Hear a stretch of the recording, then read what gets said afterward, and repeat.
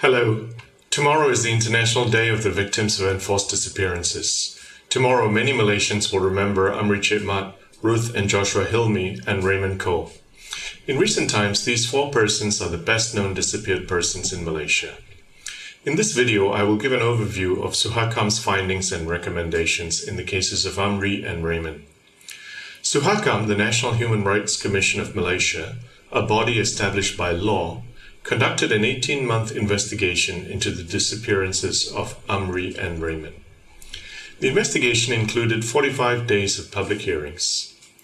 The first hearing date was in October 2017. The last was in December 2018. There were 24 witnesses for the Amri case and 16 witnesses for the Raymond case. Many of the witnesses were from the police and the religious authorities. The hearings were chaired by Datuk Ma Weng Kwai.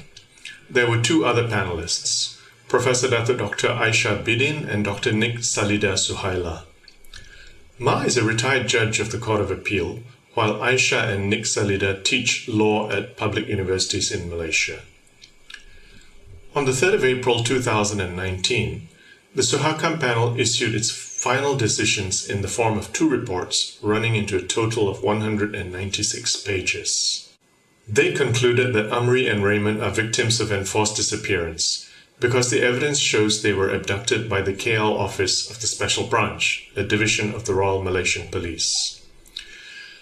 There were four common features in their abductions. First, the modus operandi was the same. Both victims were driving. They were forced to stop by abductors who used a boxing-in technique. With this technique, the victim's car is forced to stop because abductors box the victim by positioning cars in front of, beside, and behind the victim's car. The boxing in is clearly seen in video footage from security cameras in homes next to the spot where Raymond was abducted. Experts who have watched the video say the abduction was executed professionally. Second, both men were persons of interest to the religious authorities of their respective states. Amri's house in the state of Perlis had been visited by about 24 persons comprised of Islamic officials and police personnel. They entered the house and took photos. According to the Mufti, the chief religious officer of the state, the heavily manned visit was because he had received complaints that Amri was engaging in practices which are unique to the Shiite expression of Islam, which is allegedly forbidden in Malaysia. A Thanksgiving dinner hosted by Raymond in a church in his home state of Selangor was similarly visited by Islamic officials and police personnel.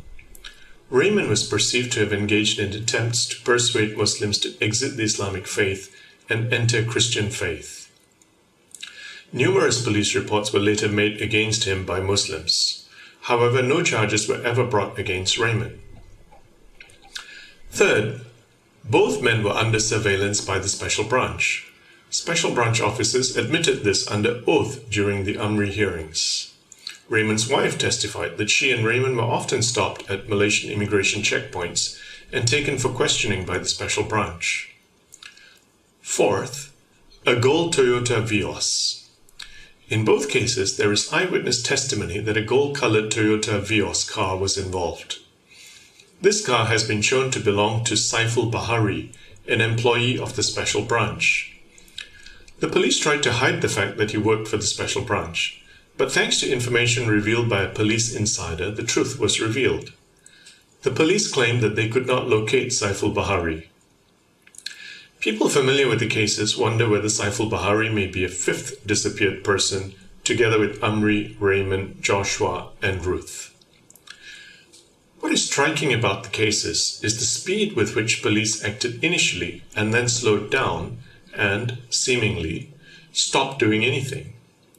What I mean by this is that before they knew the identities of the victims, the police moved at a decent, though not perfect, pace. But after the identities of the victims were known, the rate of progress slowed down and may have come to a complete halt. Except, that is, for false claims and probable fabrication of evidence. The most shocking false claim was made by the then Inspector General of Police, Khalid Abu Bakar. He claimed photos of Raymond, his house and car were found in the home of a suspect whom the police had shot dead in Kedah. By this means, he suggested 63-year-old Raymond had been abducted by a drug, firearms and human smuggling ring. Khalid's claim was examined by the Suhakam panel. They interviewed several police witnesses. Suhakam concluded that their evidence was so full of holes that the only logical conclusion is that the police fabricated or planted the evidence and testimony. I'll now move on to shortcomings in the police work observed by Suhakam. I'll mention 5 in each case. In Amri's case, the shortcomings were: 1.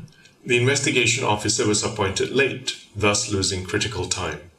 2. Misclassification as a case of missing person rather than abduction. 3. Appointing a junior officer, one with only 6 months' experience, as investigating officer. 4. Late recording of crucial witness statements. One witness was interviewed 11 months late, another 14 months late. 5. Reluctance to treat Saiful Bahari, owner of the Toyota Vios, as a suspect, and to reveal information about him to Suhakam. In Raymond's case, the shortcomings were: 1. 2-hour delay in interviewing a witness who claimed to have seen an abduction. This lost critical time. 2. 3-day delay in arranging photo fit identification of an abductor whom the eyewitness thought he could identify. 3. Failure to obtain CCTV recordings. Eventually, the recordings were obtained by Raymond's family. 4. Delay of 12 hours in requesting last ping information for Raymond's phone. 5. Failure to thoroughly search the area of the last ping. Now I come to the recommendations of the panel. The panel recommended: 1. Authorities must respect freedom of religion as a fundamental human right, in accordance with the Federal Constitution of Malaysia. 2. There must be clear demarcation between the police and the religious authorities, since there is confusion over whether the police can aid the religious authorities in enforcing compliance with their opinions. 3. Reforms to standard police operating procedures. These are about sharing of information by the police with statutory bodies such as Suhakam, clearly defining the difference between missing persons and abducted persons, and increasing the accountability of the special branch. 4. Establishing an independent mechanism to oversee the police, such as an Independent Police Complaints and Misconduct Commission, popularly called an IPCMC. 5. Setting up a special task force to investigate the disappearances of Amri and Raymond. An important aspect of this recommendation is that the task force should reopen and re-investigate the cases as enforced disappearances instead of as missing persons. 6. And finally, legal reforms. These include: 1.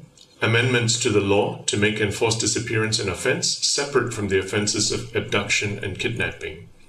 And 2. Ratifying the International Convention for the Protection of All Persons from Enforced Disappearance. Tomorrow it will be over 17 months since Suhakam published its conclusions. It will be over 14 months since the government appointed a so-called task force. It will be over 45 months since Amri was disappeared, and over 43 months since Raymond was disappeared. CAGED calls upon the Home Minister to publish the findings of the investigation task force and to inform the public what disciplinary and prosecutorial actions have been taken against any public officials implicated in the enforced disappearance of Amri and Raymond. We call upon the public to ask, where are Amri and Raymond every time they meet a politician, regardless of whether the politician is a member of the government or of the opposition? Thank you for your attention. Signing off for CAGED, I am Rama Ramanathan.